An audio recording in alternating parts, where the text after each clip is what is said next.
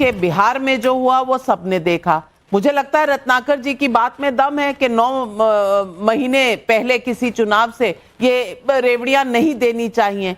भाई पार्टियां भी कुछ करेंगी या नहीं करेंगी, या ये फ्रीबीज और ये जो रिश्वत का रिश्ता है वोटों के लिए ये चलता ही रहेगा? देखिए नाविका जी, मुझे लगता है कि इस देश में सोशल वेलफेयर की बहुत जरूरत है और कहीं ना कहीं एक तबका ऐसा है, चाहे वो किसी भी वर्ग में हो, जिसको अपलिफ्ट करने की आवश्यकता है।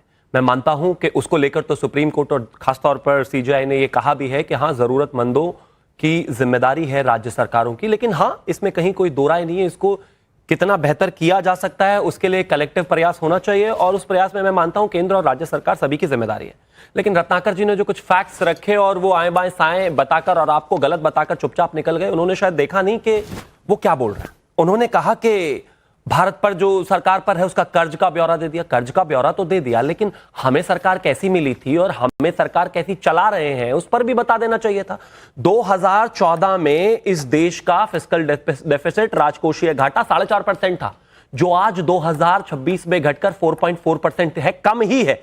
अब कर्ज पर भी आ जाते हैं। 2013 में भारत की जीडीपी थी 1.6 ट्रिलियन और कर्ज था 35 लाख करोड़ का, जो कि जीडीपी का 23.3% था।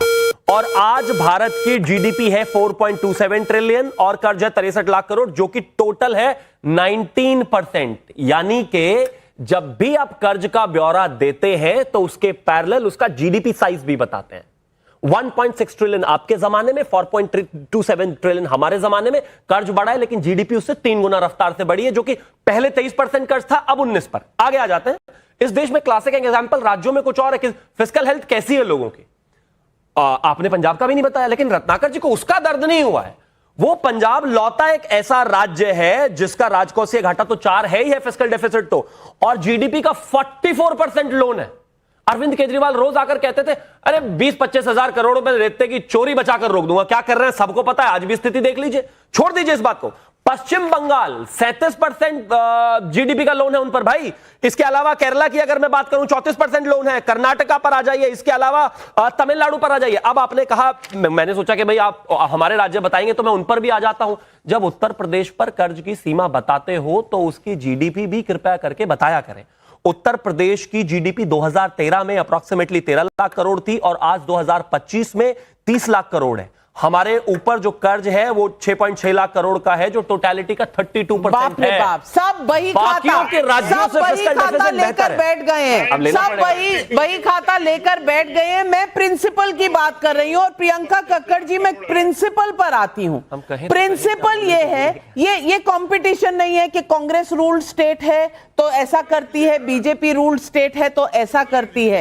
ये प्रिंसिपल की बात है कि क्या ये देश हमारा है और क्या ये देश अफोर्ड कर सकता है। मैं पूछ रही हूं प्रियंका कक्कड़ जी कि क्या सभी राजनीतिक दलों को इन मुद्दों पर चर्चा करनी चाहिए या नहीं? नंबर 1, वेलफेयर की जरूरत है, गरीबों को कुछ देने की जरूरत है, उनको सपोर्ट करने की जरूरत है। ये बिल्कुल वाजिब नियत है, लेकिन कब तक और कितनों को, और मतलब उसको रिविजिट करना है कि नहीं कि ये ताउम्र चलती रहेगी और टैक्स बेस आपका बढ़ेगा नहीं और सिर्फ फ्रीबी हर चुनाव से पहले हर राजनीतिक दल करेगा, तो फिर देश कैसे चलेगा? नौकरियां कहां से आएंगी? विकास कहां से होगा? ये सवाल अब अगली पीढ़ी के लिए भी कोई पूछेगा या नहीं? Navika ji 2 minute please bear with me. आप देखिए कि ये सवाल उठा क्यों, क्योंकि भाजपा का एक नेता फिर से पिटीशन डाल देता है, क्योंकि बिहार चुनाव खत्म हो गए। इलेक्शन कोड के बीच में इन्होंने 10,000 रुपए सबको बांटा था। अब ये नहीं बांट सकते, इनको अपने किए हुए वादे पूरे नहीं करने। दिल्ली में इन्होंने 2500 प्रति महिला का वादा किया था, वो वादा पूरा नहीं करना। तो अब ये सुप्रीम कोर्ट की टिप्पणियों को ऐसे उठा के बता रहे। नहीं तो ये सुप्रीम कोर्ट को मानने वाले लोग हैं, ये वही लोग हैं जो पलट देते हैं सुप्रीम कोर्ट के फैसले। जब सुप्रीम कोर्ट कहता है कि दिल्ली सरकार के पास पावर होगी अफसरों के ऊपर, अधिकारियों के ऊपर, तो सुप्रीम कोर्ट उनके फैसले पलट देता है। ये वो सरकार है, पहली चीज। दूसरी चीज, 2 मॉडल है देश में, एक है रेवड़ी मॉडल, एक है रेवड़ा मॉडल। रेवड़ी मॉडल के तहत अरविंद केजरीवाल जैसे इंसान की फिजिकल प्रूडेंस की वजह से आपको दिल्ली में एक सरप्लस बजट मिला। जब वो पेंशन देते थे, जब वो फ्री पानी, फ्री बिजली, फ्री तीर्थ यात्रा, फ्री मोहल्ला क्लिनिक जिसमें 412 टेस्ट फ्री, जिसमें दवाइयां फ्री, ये सब फ्री देने के बाद भी एक सरप्लस बजट पेश करते थे, क्योंकि हमारा मानना है आइडियोलॉजिकली कि जनता के पैसे पर पहला अधिकार जनता का ही है, किसी और का नहीं। इनका है रेवड़ा मॉडल। अब जो मैंने आपको स्कीमें गिनाई ना, अरविंद केजरीवाल की फिस्कल प्रूडेंस, जिस वजह से दिल्ली का बजट भी पॉजिटिव में रहता था, उन सारी स्कीम्स को मिला लेंगी आप, फ्री पानी, फ्री बिजली, फ्री तीर्थ यात्रा, फ्री स्कूल, फ्री हेल्थ, इस सब के बाद भी हमारा इस सब पे खर्चा होता था 5,335 करोड़ पर ईयर, यानी कि 5 साल में 27,000 करोड़। इधर ये क्या करते हैं, 16 लाख करोड़ पूंजीपतियों का माफ कर देते हैं। आप सोचिए 16 लाख करोड़ में पूरी इंडिया की बिजली फ्री, पूरे इंडिया का पानी फ्री, पूरे इंडिया की शिक्षा फ्री हो सकती थी। पर ये इनका रेवड़ा मॉडल है जो एक सिलेक्ट लोगों को ही बेनिफिट देता है। आज मैं एक ऑक्सफैम की स्टडी पढ़ रही थी, उसमें भी ये था कि हमारे देश में नीचे का तबका, लगभग 70% नीचे का तबका है जो ज्यादा टैक्स भरता है, ज्यादा जीएसटी भरता है, instead of the top 10%, top 1% जो बहुत कम टैक्स देता है। आपको याद होगा कि कैसे कॉर्पोरेट टैक्सेशन में इतना ज्यादा काट दिया मोदी जी ने अपने पूंजीपति मित्रों के लिए। तो सारे पूंजीपतियों से हम उनकी इंडस्ट्री छीन लेते हैं और सबको गरीब कर देते हैं। Thank you. 2 मॉडल हो सकते हैं, एक के गरीबों को ऊपर ले आओ, दूसरा के अमीरों को नीचे ले जाओ। शिवम त्यागी जी, कौन सा मॉडल चाहिए? इकोनॉमी नहीं है ये। देखिए, मैं मानता हूं कि गरीबों को अपलिफ्ट करने की आवश्यकता है और बिजनेसमैन को जो इस देश के हैं उनको भी मजबूती देने की आवश्यकता है ताकि इस देश का फिस्कल हेल्थ अच्छा रहे। मैं मानता हूं आप दिल्ली से हार गए, लेकिन मुझे यह समझ में नहीं आ रहा प्रियंका जी को इतना दर्द क्यों है? आज भी दिल्ली ही चल रहा है आपके थॉट्स में। हाँ, देश की राजधानी है, लेकिन वो जो पंजाब का पुत्र पंजाब में बैठा हुआ है सालों से, वो पंजाब की बात नहीं कर रहे आप। अरे चली गई दिल्ली भाई आपसे। अब पंजाब में जो जीडीपी का 44% है, इसका क्या कर रहे हो भाई? जब हालत इतनी खराब थी और सरकार बनी थी, कहते थे हमें कोई जरूरत नहीं है केंद्र से, पहली स्थिति में सैलरियां देने के लिए और सारी चीजें करने के लिए 50,000 करोड़ की मांग आ गई थी। और मैं आपके नेता के वो जो पंजाब के पुत्र वहां पर शीश महल 2 बनाकर बैठे हुए हैं, मैं उन्हीं का स्टेटमेंट बना दूंगा। पैसे की कोई कमी नहीं है जी, किसी को कोई दिक्कत नहीं है, बहुत पैसा है पंजाब में। अब पंजाब का एग्जाम्पल देते नहीं बन रहा। सबसे ज्यादा फिस्कल हालत किसी की राजकोषीय घाटा, लोन, सबसे ज्यादा हालत अगर कहीं खराब है तो कहां है? जहां आप बैठे हुए हैं। करिए इसको बेहतर, अगर आपको इतना ही बेहतर करना आता है। दिल्ली में सबको पता है कि वहां पर प्रियंका जी जवाब दें, पहल कौन करेगा? मैं आपको एक बात बताती हूँ। पहले जो शिवम त्यागी जी ने बिना तथ्यों के आरोप लगाए हैं, उसमें मुझे सिंपली इनको ये बताना है कि जब अकाली और बीजेपी की सरकार थी, जिन्होंने पूरे पंजाब को नशे में डुबो दिया था, और जो कांग्रेसियों की सरकार थी, उसका डेट इनहेरिट किया हमने। और थोड़ा सा अगर आंकड़े चैट जीपीटी को छोड़ के प्रॉपर्ली सीएजी की रिपोर्ट्स और बाकी सब बजट देखें तो इनको पता चलेगा कि वो डेट भी कम हुआ है हमारे। नहीं, आप बताइए। नहीं, कोई चैट जीपीटी का आंकड़ा नहीं। एक काम करते हैं, बहस कर लेते हैं। चुप रहिए, चलिए अपनी बारी पे बोलिएगा। मैं चुप हो जाऊंगा, आप मुझे अपनी बारी पे और उन्हें बोलने नहीं दीजिए, फिर आप काउंटर कीजिए। डिबेट, हाँ, ऐसी मतलब खुद भाषण, खुद ज्ञान बांटेंगे ये बीजेपी वाले। ऐसा नहीं करना चाहिए, ऐसा नहीं करना चाहिए, खुद यही करते हैं। मैंने आपको बताया ना, सुप्रीम कोर्ट का भी ऑर्डर पलट देते हैं। आज ये सुप्रीम कोर्ट की बात को ऐसे लेके डिस्कस कर रहे हैं जो इनको कोई किसी का अधिकार नहीं है। इनकी शायद रुचि नहीं होगी ये डिस्कस करने की। मान लीजिए मेरी बात प्रियंका जी, ये रुचि मेरी है, क्योंकि देश का भविष्य किसी को सोचना है तो ये जनता की मुहिम है कि भैया कुछ सोचो, कहीं ब्रेक लगाओ। तो मैं आपको ये कहती हूँ नविका जी, देखिए, मुझे और मेरी पार्टी का साफ मानना है कि जनता के टैक्स पर जनता का ही अधिकार है सबसे पहला। अब ये फ्री बस यात्रा, आपको याद है मोदी जी ने कैसे कहा था दिल्ली चुनाव से पहले कि अरे ये तो बड़ी खराब स्कीम है। अरे उससे आप अगर थोड़ी स्टडीज पढ़ लेंगे, उसमें आपको दिखेगा कि किस तरह से इकोनॉमिक एम्पावरमेंट हुआ विमेन का, किस तरह से हस्बैंड्स भी रात को आकर जब कहते थे चलो क्योंकि बस फ्री थी तो घुमाने ले जाते थे, किस तरह से it had far reaching implications on psychological economic implications। इस तरह की स्कीम ने इनेबल किया। आप अगर विकसित देशों में आप तो घूमती है नविका जी, आप you are in the 1% of the country which has the opportunity to look what is happening abroad. So you see, आप अगर स्विट्जरलैंड चली जाएंगी तो वहां पर हर एक के लिए पेंशन है, right? You know that. Social security system America में है, वहां पर फ्री बिजली है, वहां पर फ्री बस यात्रा हो चुकी है। यूके इज डेलिबरेटिंग फ्री बिजली करने को अरविंद केजरीवाल के करने के बाद। So these are the economic models which are इनका present free world model over. UK के ऊपर है, आप देसी ले आते हैं शिवम त्यागी, गलत बात है। देखिए, सबसे पहले तो मैं एक चीज कहना चाहता हूं कि ये इधर घुमा घुमा कर बातें करने से कोई फायदा नहीं है। कोई डेटा दिया होता तो ज्यादा बेहतर होता। बहन ने एक भी डेटा दिया नहीं। इन्होंने कहा कि 2 मॉडल है, एक रेवड़ी मॉडल है और एक रेवड़ा मॉडल है। भाई, इन मॉडल्स के मुझे बारे में तो नहीं पता, लेकिन एक बेवड़ा मॉडल जरूर है। उससे कुछ लोग मुझसे ये बोलने से नाराज हो सकते हैं, लेकिन एक बेवड़ा मॉडल था, एक के साथ एक फ्री चलता था। एक और बेवड़ा मॉडल है हमारे देश के संसद में, मुझे नाम याद नहीं आ रहा, सांसद महोदया का, उन्होंने कहा था कि कोई बराबर में आके पता नहीं कैसे कैसे क्या हो जाता है। कुछ लोगों का ऐसा मानना है, सुबह से शाम तक यही चलता रहता है। ये देश, दिल्ली तो आपके इस बेवड़ा मॉडल से बाहर निकल गया। इसके अलावा पंजाब की जो स्थिति है, वहां पर कैसा बेवड़ा मॉडल चल रहा है, वहां की जो ऑपोजिशन पार्टियां हैं वो सारे बताते हैं। तो आपके पास कोई मॉडल नहीं है, ना रेवड़ी ना रेवड़ा। अगर है तो सिर्फ बेवड़ा, वही मॉडल है आपके पास। आप दिल्ली में भी वही कर रहे थे, पंजाब में भी वही कर रहे हैं, आगे भी वही करेंगे। जनता इस बार पंजाब से भी आपको टाटा बाय बाय कर दे। तौसीफ खान साहब, मेरा सवाल सिर्फ इतना है और जनता भी पूछ रही है। राहुल मिश्रा वाराणसी यूपी से पूछ रहे हैं, सुप्रीम कोर्ट की टिप्पणी से क्या राजनीतिक पार्टियां फ्री की स्कीम पर रोक लगाएंगी या फिर मुफ्त रेवड़ी का सिलसिला चलता रहेगा? आपके राज्य में चुनाव है, पूछना चाहती हूँ ये सवाल। विनय कुमार का कानपुर से भी सवाल है, यूपी से पूछ रहे हैं कि जरूरतमंद को स्कीम का फायदा देना तो समझ में आता है, लेकिन वोट बैंक को बनाए रखने के लिए ऐसी स्कीम क्या विकास पर चोट नहीं करता? ये सवाल जनता का है। बिल्कुल, वोट बैंक सिक्योर करने के लिए, इलेक्शन जीतने के लिए इस तरह की स्कीम लाना देश के विकास को जो है धीमा करता है। आप देख लीजिए बीजेपी की दिल्ली इलेक्शन, पिछले साल के दिल्ली इलेक्शन में बीजेपी के मैनिफेस्टो में क्या लिखा उन्होंने कि हम फ्री गैस देंगे होली पर और दिवाली पर। फ्री गैस कब देंगे? होली पर, दिवाली पर, मैनिफेस्टो में लिखा।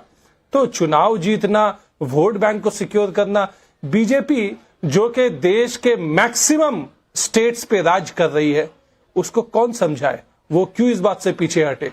वो तो बिहार चुनाव में इतने सस्ते में इलेक्शन जीत गई।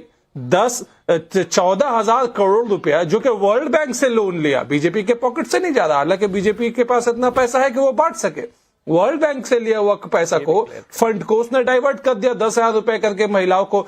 चुनाव के वक्त मॉडल कोड ऑफ कंडक्ट लागू होने के बावजूद उन्होंने डिस्ट्रीब्यूट किया चुनाव जीतने के लिए। तो ऐसी पार्टी, ऐसी बेशरम पार्टी, और प्रधानमंत्री हमारे जो है इस पे मौन बन जाते हैं। प्रधानमंत्री को ये सारा कुछ दिखता ही नहीं है। वो तो प्रधानमंत्री लंबी लंबी भाषण करने लगते हैं, लेकिन ऐसे मुद्दे पे वो कभी नहीं बोलेंगे। क्या उन्होंने कंडेम किया कि दिल्ली इलेक्शन के मैनिफेस्टो से इस बात को हटा दो? क्यों होली और दिवाली का आप नाम लेकर के बोलोगे कि हम फ्री का गैस कनेक्शन देंगे? उन्होंने कोई कंडेम नहीं किया। होली दिवाली से इतनी टेंशन क्यों हो गई है आपको? जवाब दिया तौसीफ भाई, होली दिवाली से टेंशन हो गई।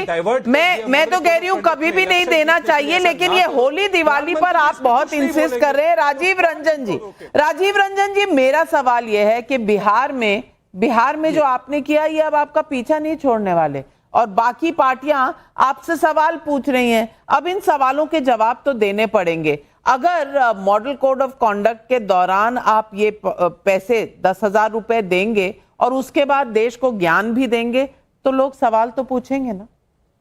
देखिए, जनता सबसे बड़ी निर्णायक है और जनता ने जनादेश दे दिया है। देखिए, 2 बातें बेहद महत्वपूर्ण है। सबसे पहले, जिनको पैसे मिले हैं वो जीविका दीदियां हैं। जीविका का जो मॉडल है, 2006 से आज तक उन्होंने जो काम किए, 57,000 करोड़ रुपए का उनका टर्नओवर है पिछले वित्तीय वर्ष में, और ये इस वर्ष जब आकलन होगा तो ये और बढ़ा हुआ मिलेगा। पहले से भी जो जीविका अपने साथ जुड़े महिलाओं को कई बार 48 घंटे में 15,000 से 2 लाख रुपए तक की वित्तीय सहायता वो देते रहे हैं। इस बार जिनको पैसे मिले, प्रक्रिया पर भी मैं आऊंगा, जो पैसे मिले वो योजना की निरंतरता है, कोई फ्रीबीज नहीं है। इसको मुफ्त की रेवड़ी नहीं कह सकते हैं, इसलिए कि हम उन्हें प्रशिक्षण भी देंगे। उन्हें 5 चरणों में जो अगले 2 लाख रुपए दिए जाने हैं वो भी उन्हें मिलेंगे। हर चरण में जो उनके लिए एक निर्धारित योग्यता हासिल करनी है उसको वो हासिल करेंगे और अगले चरण में जो उनको राशि मिलनी है वो मिलेगी। ग्रामीण अर्थव्यवस्था को हम कह सकते हैं कि पंख लगने जा रहे हैं। महिलाएं कभी भी फिजूल खर्ची नहीं करती हैं। आप बिहार में आपका नेटवर्क बहुत ही बड़ा है।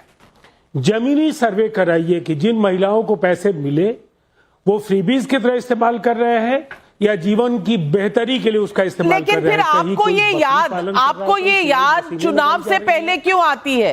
पहले क्यों नहीं आती? ये साफ दिखाता है कि कहीं ना कहीं ये रिश्वत दे रहे हैं आप वोट लेने के लिए। क्यों अब्बास हैदर?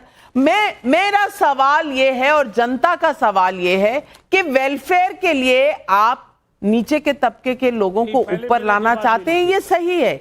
हर देश में ये वेलफेयर होना चाहिए, लेकिन इसकी मॉनिटरिंग भी तो होनी चाहिए कि भाई कितने साल ये चलेगा।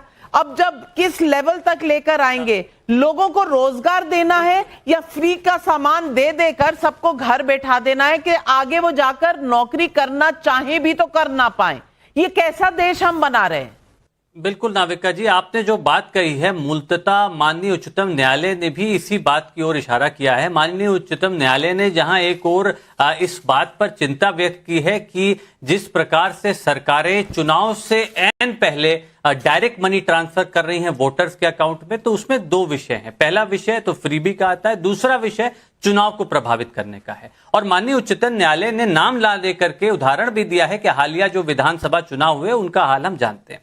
देखिए, चाहे ये लाडली बहना योजना हो जहां पे हमने देखा कि 17 अक्टूबर, 24 अक्टूबर, 31 अक्टूबर और 7 नवंबर 4 दिन में मनी ट्रांसफर हुआ आचार संहिता लागू होने के बाद। चाहे आप देखिए अरुणोदय 3.0 योजना जो असम में चल रही है, अभी देखिए जनवरी फरवरी में वहां पे पेमेंट नहीं पहुंचा है, 1500 रुपए का जो राज्य सरकार देती है। अभी वहां चुनाव होने, अभी देखिएगा आप चुनाव से ऐन पहले मनी जो है क्रेडिट हो जाएगा, अकाउंट में मैसेज आ जाएगा। तो ये जो वोटरों को प्रभावित करने की नीयत है सरकार की, ये सरकार की नीयत पे सवाल खड़े होते हैं। देखिए, वेलफेयर स्टेट है हमारा और निश्चित रूप से अगर हम वर्कफोर्स को एम्पावर करने के लिए, वर्कफोर्स को डेवलप करने के लिए अगर कोई स्कीम लाते हैं तो उसका स्वागत होना चाहिए। अगर कोई भी सरकार ऐसी योजना लाए तो हम उसका स्वागत करेंगे, कोई टिप्पणी नहीं करेगा। देखिए, आप जैसे समाजवादी पार्टी की सरकार थी तो कन्या विद्या धन बांटा जाता था 30,000 रुपए। कहां स्वागत करते हैं आप लोग? कहां? इतना 12 लाख करोड़ इंफ्रास्ट्रक्चर पर स्पेंड हो रहा है, उससे नौकरियां हो रही हैं। किसने स्वागत किया? मैं पूछना चाहती हूं किस राजनीतिक दल ने स्वागत किया इसका? मैंने किसी की एक भी ऐसी रिएक्शन नहीं देखी। और रत्नाकर त्रिपाठी जी, मैं पूछना चाहती हूं, आज आपने हर शहर का, हर कस्बे का हाल देखा है? कहीं नालियां नहीं है, कहीं सड़कें नहीं है, म्यूनिसिपल लेवल पर, लोकल गवर्नमेंट लेवल पर। अगर हम ये रेवड़ियां बांटनी बंद करेंगे तो शायद ये इंफ्रास्ट्रक्चर सही होगा, लोगों को रहने सहने के लिए अच्छा वातावरण मिलेगा। इसके बारे में कोई सोचेगा? अगर नाविका जी सरकार सत्य बोलेगी तभी सब ठीक होगा। शिवम त्यागी जी ने बड़े बड़े आंकड़े दिए। पहले जब आंकड़े होते थे ना, 8 लेन जो बनती थी, 8 लेन की हाईवे 100 किलोमीटर मानी जाती थी। 1 अप्रैल 2019 से गडकरी जी ने उसको चेंज करके कह दिया वो 800 किलोमीटर मानी जाएगी। यानी अगर 10 सड़कें बनी, 1000 किलोमीटर पहले होता था वो 8000। उसी तरह से इन लोगों ने क्या किया, जीडीपी बघार रहे थे, जीडीपी के आधार वर्ष में बदलाव किया, 2004-5 की जगह 2011-12 ले। और इसके बाद क्या किया इन्होंने? हमने नहीं, इन्हीं के मुख्य आर्थिक सलाहकार अरविंद सुब्रमण्यम 14 से 18 तक उन्होंने पेपर पब्लिश किया है, India's GDP miss estimation, likelihood, mechanism, magnitude and implication. उसमें उन्होंने बताया है कि हम लोग ने ओवरस्टेट किया 2.5%। एक्चुअली 2014 से 18 तक जब जीडीपी 4.4 थी, हमने 6.9 दिया। तो ये आंकड़ों का ढोल पीटने दीजिए मैडम। सत्यता वही है जो आपने बोली, बदहाली है, सड़क नहीं है, पानी नहीं है, बिजली नहीं है। 81 करोड़ लोग का ढोल पिछले 11 साल से पीट रहे हैं राशन में, और जीडीपी बढ़ गई, पर कैपिटा इनकम बढ़ गया, सब बढ़ गया। लेकिन ये हर राज्य में हो रहा है सर। जहां आपकी सरकारें हैं वहां भी हो रहा है, जहां इनकी सरकारें हैं वहां भी हो रहा है। इनकी गलतियां आपको दिख जाती हैं, अपनी दिखती नहीं। दिक्कत तो इसी चश्मे की है ना। जो अपनी गलतियां नहीं दिखाता, सिर्फ दूसरों की। Thank you. हमें सबकी दिख रही हैं और जनता पूछ रही है। अभय शर्मा पानीपत हरियाणा से पूछ रहे हैं, मोदी जी रेवड़ी कल्चर के खिलाफ हैं, लेकिन उनकी पार्टी भी तो ऐसे मुफ्त स्कीम और चुनावी वादे करती है, तो क्या इसे रोकने के लिए बड़ा कदम उठाने की जरूरत नहीं है? बताइए शिवम जी। Thank you.